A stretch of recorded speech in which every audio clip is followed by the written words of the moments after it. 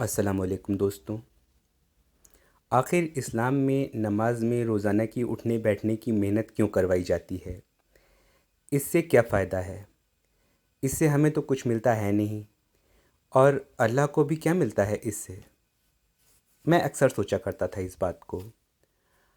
और जब आप किसी जवाब की तलाश में लगातार रहते हैं ना, तो फिर आप उन बातों पर ज़्यादा गौर भी करते हैं जिसमें जवाब हो सकता है। धीरे धीरे मुझे ऐसी बातें मालूम होती रहीं जिनसे पता चला कि हम नमाज़ पढ़कर अल्लाह को कुछ भी नहीं देते, बल्कि नमाज को अल्लाह ने ऐसा बनाया है कि नमाज पढ़ने वाले को ही शारीरिक और मानसिक रूप से ज़िंदगी भर कई फ़ायदे मिलते रहते हैं। आज से तकरीबन 12 साल पहले एक दिन अखबार में पढ़ने पर मुझे ये जानकारी मिली कि आजकल हड्डियों की दो ख़तरनाक बीमारियों में हमारे देश के अनेकों स्त्री पुरुष गिरफ्तार हैं। तब एक अध्ययन के अनुसार भारत में हर पांचवा पुरुष और हर तीसरी महिला हड्डियों के रोगों से ग्रसित थी। ये बीमारियां हैं आर्थराइटिस और ऑस्टियोपोरोसिस। ये बीमारियां बहुत तकलीफ़देह होती हैं और इन बीमारियों का कोई भी सुनिश्चित उपचार आज तक नहीं है। आर्थराइटिस यानी जोड़ों का दर्द और ऑस्टियोपोरोसिस यानी हड्डियों का खोखला हो जाना, जिसकी वजह से वो इंसान के उठने बैठने तक पर टूटने लग जाती हैं। ये बीमारियां पहले उम्रदराज लोगों को हुआ करती थीं, पर अब इन बीमारियों ने नौजवान और कम उम्र लोगों को भी अपनी चपेट में लेना शुरू कर दिया है। और ये एक बहुत गंभीर स्थिति है, क्योंकि एक बार हो जाने के बाद इन बीमारियों का पूरी तरह से ख़त्म किया जाना बहुत दुश्वार है। डॉक्टरों का कहना है कि इन तकलीफ़देह बीमारियों के दो मुख्य कारण हैं। एक तो आराम तलबी और दूसरी नशाखोरी। क्योंकि जो इंसान अधिकतर बिना कोई मेहनत किए खाली बैठा रहता है, उसकी हड्डियां पतली होती जाती हैं, जबकि शराब और सिगरेट जैसे नशे लेने पर ये चीज़ें जिस्म में कैल्शियम जज्ब होने में रुकावट पैदा करती हैं, जिसकी वजह से हड्डियों में खोखलापन आ जाता है और फिर वो ज़रा सी ठेस पर ही टूटने लगती हैं।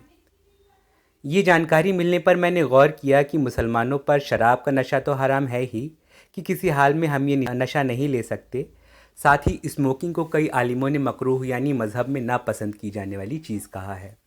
तो ये नुकसानदेह आदतें तो मुसलमान को मना हैं, और हम पर 5 वक्त की नमाज फ़र्ज़ है कि चाहे हम गरीब हों या फिर इतने अमीर हों कि हमारे आगे पीछे खिदमत करने वालों की भीड़ लगी हो, लेकिन दिन में 5 बार की मेहनत हमें ही करनी है, और ज़रूर करनी है।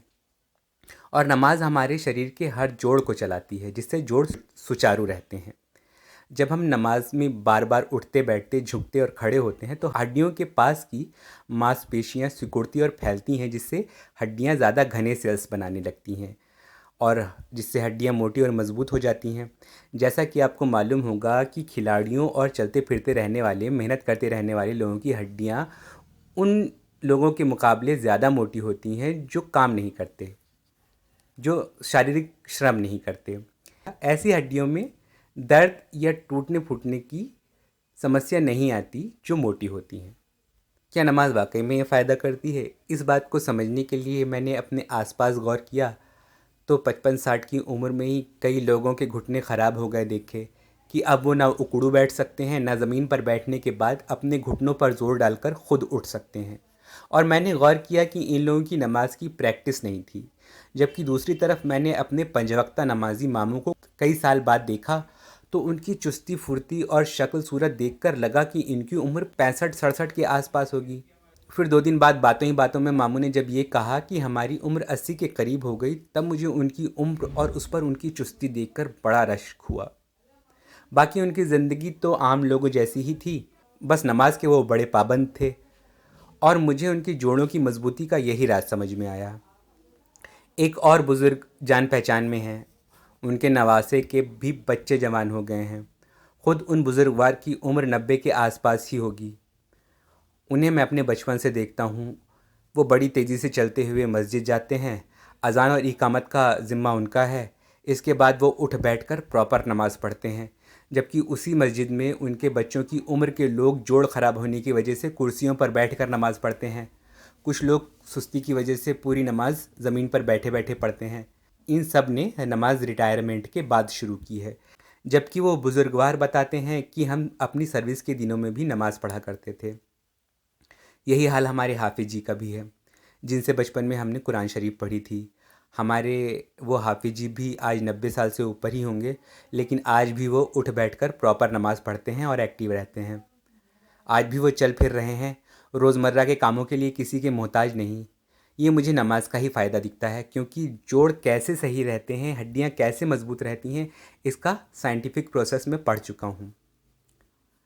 मेरे रिश्तेदारों में एक मेरी ही उम्र का लड़का है, पढ़ने लिखने वाला स्मार्ट सा बंदा। जल्दी ही उसकी अच्छी सर्विस लग गई थी और शादी भी हो गई थी। उससे काफ़ी टाइम बैठे रहकर ऑफिस वर्क करना पड़ता था। एक दिन महज 30 साल की उम्र में उसे महसूस हुआ कि वो कुर्सी से उठ ही नहीं पा रहा। उसे स्पाइनल स्ट्रोक हुआ था। आम ज़बान में उसे लकवे का अटैक हुआ था और उसकी कमर के नीचे का हिस्सा बेकार हो गया था। अब वो 4 साल से व्हीलचेयर पर है। बहुत इलाज चल रहा है, लेकिन वो पूरी तरह सही हो पाएगा या नहीं, इस बात का जवाब मेडिकल साइंस के पास नहीं है। स्पाइनल स्ट्रोक तब होता है जब रीढ़ की हड्डी की तरफ खून का प्रवाह रुकने लगता है और रीढ़ को ऑक्सीजन मिलनी कम हो जाती है। इस बीमारी की वजह यह है कि आपका लाइफस्टाइल अच्छा ना होने से आपके जिस्म में पहले से ही कुछ बीमारियां पल रही थीं। साथ ही आप रीढ़ की हड्डी को हरकत देने की बजाय ज़्यादा लंबे वक्त तक कुर्सी पर बैठे रहते थे। डॉक्टर्स ये बताते हैं कि वो लोग जिन्हें रोज़ लंबे समय तक कुर्सी पर बैठना पड़ता है, उन्हें स्पाइनल स्ट्रोक का ख़तरा ज़्यादा है। अगर वो रोज़ रीढ़ की हड्डी को हरकत देने वाले कुछ व्यायाम करें, तो रीढ़ तक रोज़ खून का प्रवाह जाएगा और रोज़ दिन भर के लिए पर्याप्त ऑक्सीजन रीढ़ की हड्डी को मिल जाएगी, जिससे इस खतरनाक बीमारी का खतरा टल जाएगा। अब रीढ़ की हड्डी को ऑक्सीजन कैसे दी जाएगी? नेट पर सर्च कीजिए तो पता चलेगा कि हमें कमर से झुककर या रीढ़ की हड्डी को तान कर उस पर हल्का हल्का जोर डालना होगा। यही तो नमाज के रुकू की अवस्था में किया जाता है। दिन में बार बार करने पर बार बार आपकी रीढ़ की हड्डी की तरफ रक्त प्रवाह बढ़ता है। इसी तरह भारत की 3 और महामारियां हैं: डायबिटीज़, दिल की बीमारियां और हाई ब्लड प्रेशर। ये बीमारियां भी पैदा होती हैं जब बंदा खाता हाई शुगर और हाई कार्बोहाइड्रेट वाला खाना है और उसके बाद जिस्मानी मेहनत नहीं करता। लेकिन वो इंसान इन बीमारियों से बचा रहता है जो एक तो शक्कर और रिफाइंड चीज़ों से परहेज़ करे और दूसरे दिन में रोज़ फिज़िकल एक्टिविटीज़ ज़रूर करे। बढ़ती उम्र में फिज़िकल एक्टिविटीज़ करना ही एकमात्र कारगर उपाय है जिससे आपका मेटाबॉलिज्म सही रहता है, और अच्छा मेटाबॉलिज्म ही आपके जिस्म की रोग प्रतिरोधक क्षमता को मजबूत बनाता है और आप डायबिटीज़, हाई बीपी, दिल की बीमारियों समेत कई खतरों से बच जाते हैं, जो खतरे आज की ज़िंदगी में आम हो गए हैं।